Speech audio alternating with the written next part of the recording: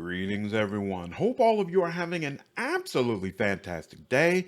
Some of you will have operatives that you want to focus on damage instead of the buffing and debuffing capabilities of grand strategists. In those situations, Bounty Hunter becomes a fantastic option that will let you absolutely devastate foes. Let's dive into the class's mechanics. If you enjoyed this breakdown, please leave a like and subscribe for more Warhammer videos. The characteristics of Bounty Hunter are agility, perception, and ballistic skill.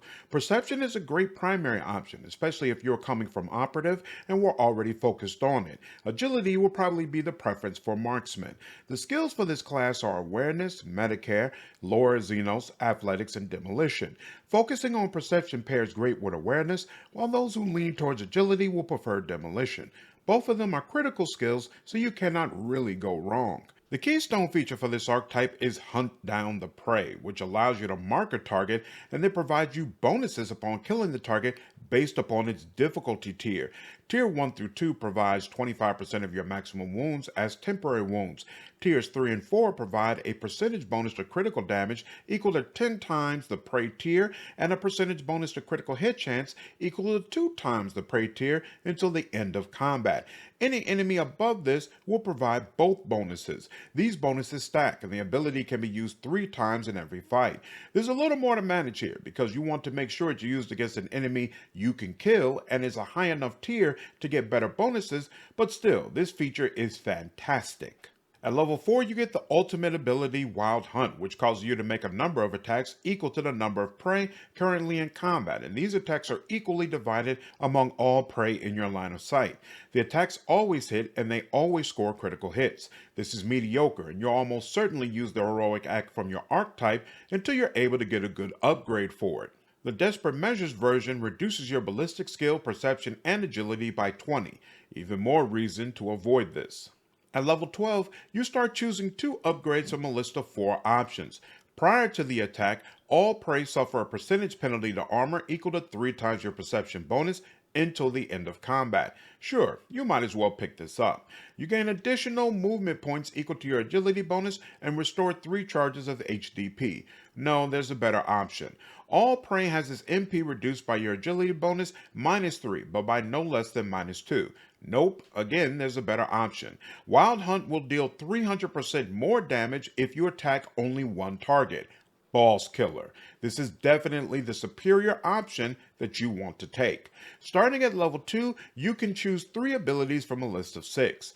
Call the Bull causes your next attack to deal additional damage equal to your ballistic skill bonus and reduces the enemy's armor by a percentage amount equal to 3 times its difficulty tier against all your attacks until the end of combat. If this lowers the enemy's armor below 20%, their dodge is also decreased by the same percentage amount against all of your attacks until the end of combat, and your next attack this turn deals an additional damage equal to your ballistic skill bonus plus your perception or intelligence bonus, whichever one is higher.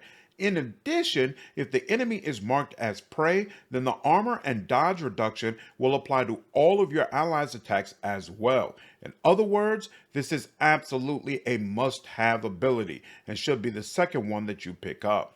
Slay the Game lets you make a free attack that always hits and does not end your movement, but it only deals a percentage of damage equal to 4 times your ballistic skill and perception bonuses added together. If you kill a prey with this attack, you'll gain 2 action points, and every third enemy kill with this will give you 1 more charge of HDP.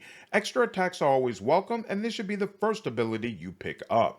Piercing Shot causes your next attack during this turn to have 100% over penetration and it receives a percentage bonus to armor penetration equal to 4 times your perception bonus. If the enemy is prey, this attack will be a critical hit. This is really nice, but there's a later option I like more. Join the pack lasts until your next turn and is triggered when an ally attacks a target marked as prey.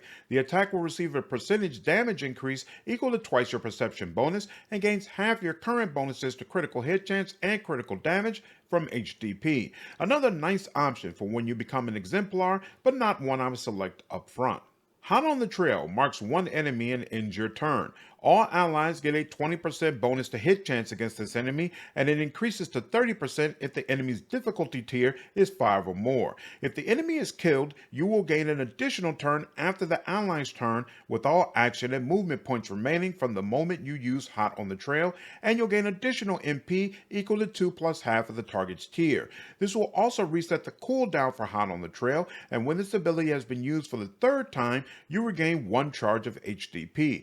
This is a fantastic ability, especially when you note it costs 0 action points to use. So basically, you can end every turn with this and give your allies a massive boost against enemies. Set the trap targets a free cell and is activated when an enemy enters the 2-cell radius around that trap.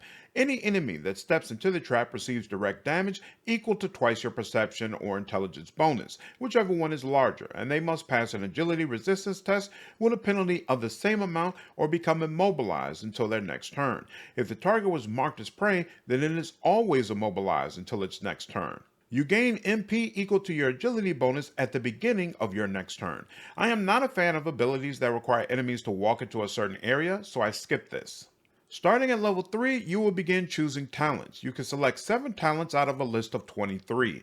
The first list of talents comes from your archetype, while there's a second list of general talents that all characters can choose. I would strongly recommend in this screen you strictly focus on archetype talents. You get 4 opportunities to choose talents only from the general list, and that's when you should select some of them. Share the Spoils is triggered when an ally kills prey and allows you to still gain half the bonuses granted by HDP. Personally, I don't like this and try to focus on marking enemies as prey that I know I am going to kill. Trembling Flock is triggered when prey is killed and causes all enemies in a 10-cell radius to have their agility reduced by 5 times the prey's tier for 2 rounds. For high-level enemies, this debuff is a massive amount, so this is a nice late-level pickup. Tide of Focus is triggered when you score a critical hit and provides a percentage bonus to armor penetration equal to your percentage bonus until the end of combat, and this ability stacks. You should be throwing out crits left and right, so definitely pick this up. Pierce the Armor is triggered when you score a critical hit and reduces the target's armor by a percentage equal to your ballistic skill bonus plus the target's tier until the end of combat, and this stacks. Again, you should be scoring criticals often, so pick this up. Hunting Surge is triggered when an enemy is killed by a critical hit and provides you a percentage damage bonus equal to twice the enemy's tier for 2 rounds. If your whole party is geared around damage, this is definitely worth taking as well.